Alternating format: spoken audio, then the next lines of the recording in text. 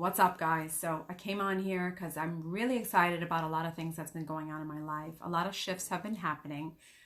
A lot of downtime to really think about my next moves in recreating myself. So what happened in the last 2 weeks, we all got quarantined. A lot of us got laid off. A lot of things that we were normally doing, we got thrown this big obstacle in front of us.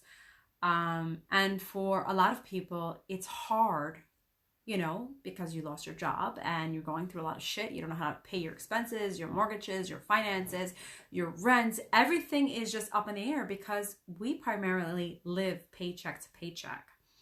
So I'm in the same situation as well. Number one, I'm a single mom of 3 girls, upholding a house, a mortgage, expenses, bills, car payments, gas, right? It's just like, holy shit, I have to go through this all again. I mean, just last year, I closed my business and took a leap of faith and jumped into a new career of becoming a life coach, business coach, relationship coach, mindset coach, whatever you want to call it, as well as a Reiki master. And once again, I was faced with the same thing. However, this time, I was able to deal with the fear and able to just sit back and put myself in a situation where I'm thinking that, hey, I have no control over this right now, and I have to think of more creative ways to create income for my family. And I guess it's time for me to recreate myself. So I've been really working on my YouTube channel. I've been trying to post more content on there, and this will probably go on YouTube as well, because I think this is going to come out like a great video too. And I was guided to create a podcast. And podcast was something not in my knowing. I never thought of doing it. I know some people that are on, but I really didn't know anything about it. And it was so easy to create. And the number one thing that I love to do is I love to speak. However, I get camera shy. So if I'm talking to you in person and I'm coaching you, I can speak to you wholeheartely from my heart, and I can connect with people, and I can connect with a lot of people in the room. But I don't know what it is. As soon as I go on camera, it's like I get blank and there's nothing that comes out of me. And I had a fear, and this fear is leaving me because I'm putting myself more out on camera, and I'm really proud of myself because I'm fighting it. And I have like almost tears in my eyes saying it to you, because who would think being on camera is so fearful? But for me, it's just like right now, I'm overcoming a fear with you guys, and I'm really doing it. So enough of that. This is just the empath coming out of me, and it's just like I'm so super sensitive, but that's besides the point. But I'm at a point in my life where I have to recreate myself. And it's just like, I thought I had it all together. And here I am, here we are all as a community, all as a collective, getting thrown this curveball again. So I was working on this podcast, which I found so easy. And I don't have to talk in front of a camera, and I could just use my voice. And if I make a mistake, I just delete that part and re-record and delete and re-record. And I wanted to really, I was thinking about, what am I going to talk on these podcasts?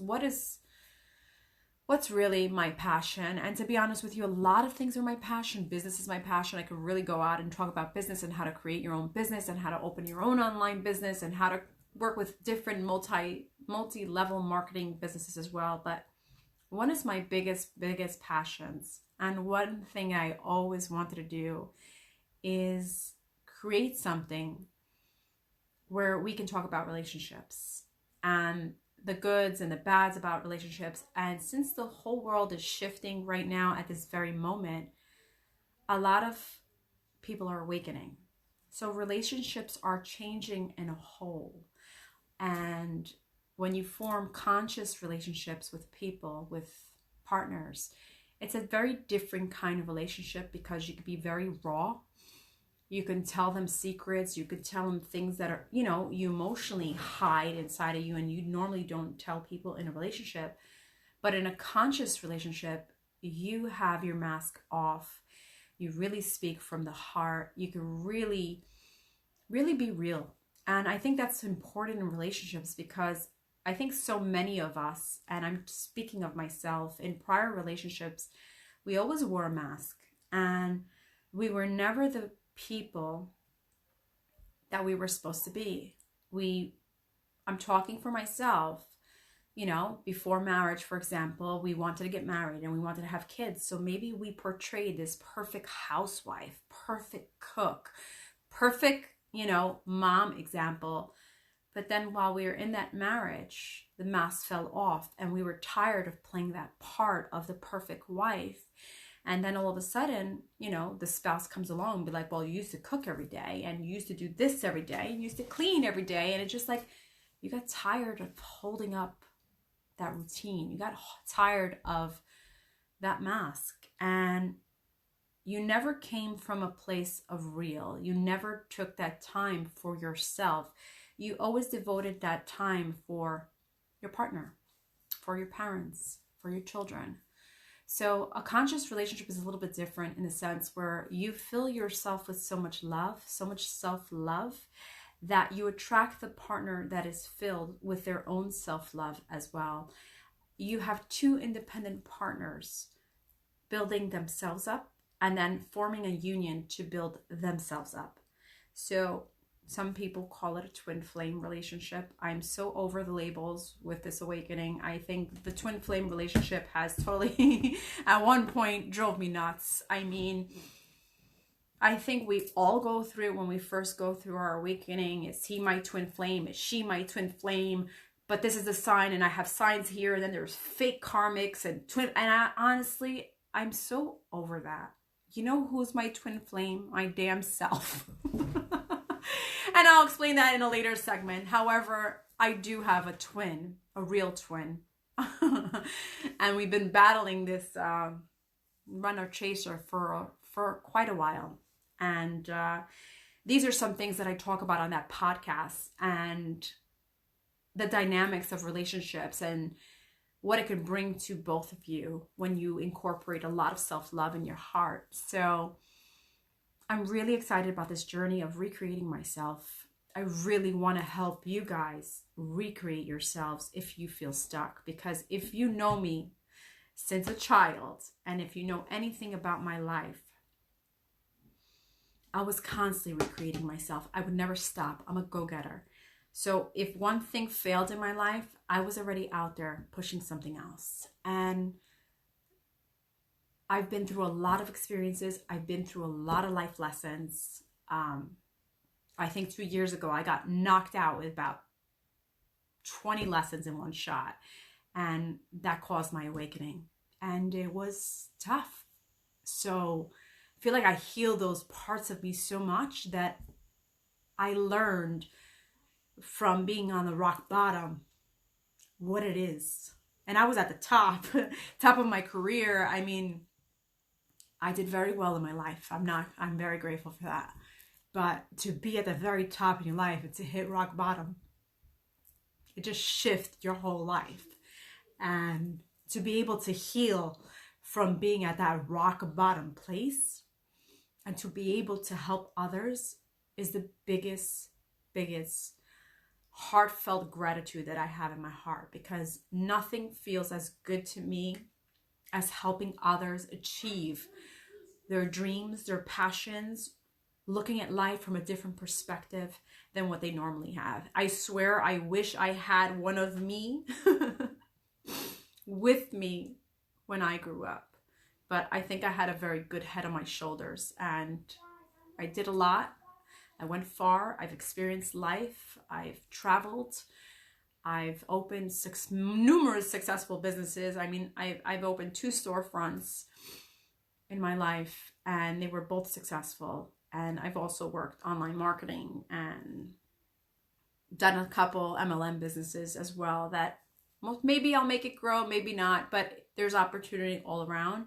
I'm really focused on this podcast right now. I'm really focused on relationships, on helping them grow.